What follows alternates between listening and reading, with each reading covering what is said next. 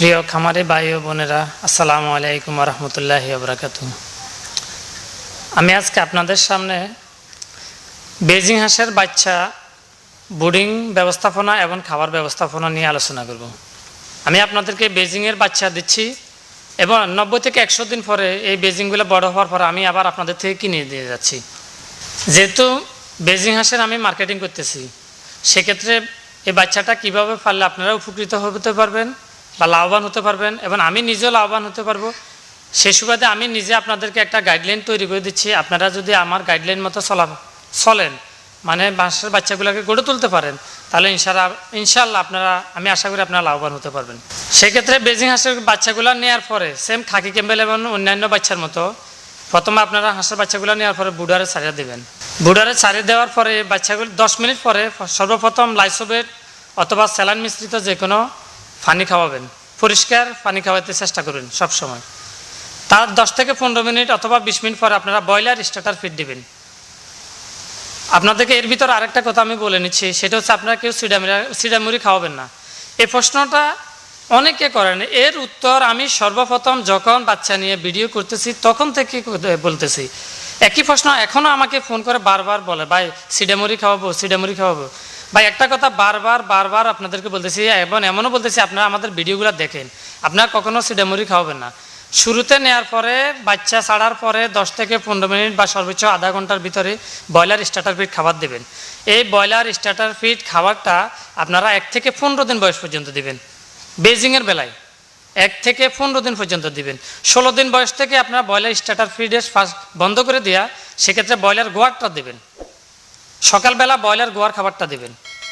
দুপুরবেলা যদি আপনারা পারেন, সর্বসাথে আপনাদের এই কথা বলার উদ্দেশ্য হচ্ছে আপনাদের খানা খরচ কমানোর জন্য। যেহেতু আপনারা এটা বিক্রি করবেন, মাংসের জন্য করতেছি আমরা হাঁসটা, এখানে আমরা কীভাবে 2 টাকা প্রফিট করতে হবে আমাদেরকে সে চিন্তা করতে হবে। তার ধারাবাহিকতা আমি এই জন্য এই কথাগুলো বলতেছি। আপনারা 16 দিন বয়স থেকে সকালবেলা ব্রয়লার গোয়ার খাবার দিবেন। দুপুরে দিবেন আপনারা গোলা আলু, যেই আলুটা আমরা বাজার থেকে গোলা আলু কিনে খাই, ওই গোলা আলু নিয়ে আপনার গোলা আলুকে 4 টুকরা করবেন। একটা আলু থেকে 4 থেকে 6টা টুকরা করবেন, করে আমরা সিদ্ধ করব। সকাল 10টা থেকে 11টার ভিতরে আমরা আলুটাকে একটু পরিমাণ মতো লবণ এবং হলুদ, যেটা আমরা রান্না করার পরিমাণ মতো দিই, সেম পরিমাণের লবণ এবং হলুদ দিয়ে আলুটাকে আমরা সিদ্ধ করব।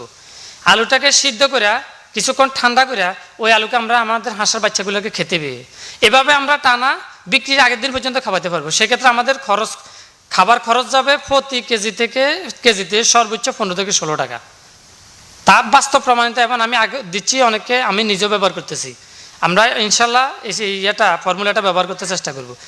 এটা দুপুরেও দিতে পারি, আমরা বিকেলেও দিতে পারি। তার পাশাপাশি আমরা দুপুরে অথবা বিকেলে আরেকটা খাদ্য দিতে পারি।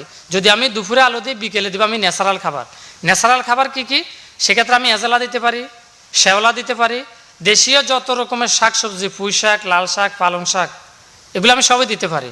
তারপরে মলিশা শাক দিতে পারি, হাইড্রোফোনিক গাছ দিতে পারি।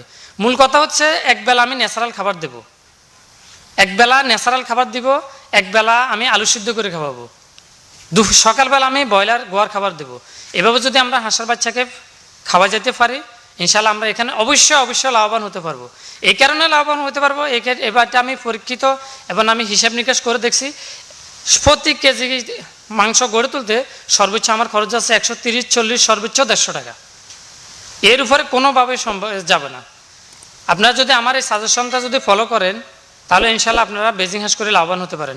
অন্যথায় আপনারা যদি শুধু ব্রয়লার খাবার খাওয়াই গেলেন, আপনার দিন শেষে বলবেন যে ভাই আমি বেজিং করছি, আমার একটা হাঁসে 500-600 টাকা খরচ চলে গেছে, এখন আমি বিক্রি করলে পারবো 500-600 টাকা। সেক্ষেত্রে তো আপনি ব্যবসা করতে পারবেন না। আপনি ব্যবসা করলে একটু কষ্ট করতে হবে, আপনাকে একটু শ্রম দিতে হবে। আপনি যেখানে যেভাবে 2 টাকা সেভ করতে পারেন, ওই ফর্মুলা আপনাকে অবলম্বন করতে হবে। আর ওই ফর্মুলা অবলম্বন করতে হলে অবশ্যই আপনি এইসব খাদ্যগুলো অবশ্যই আপনাকে খাওয়াতে হবে।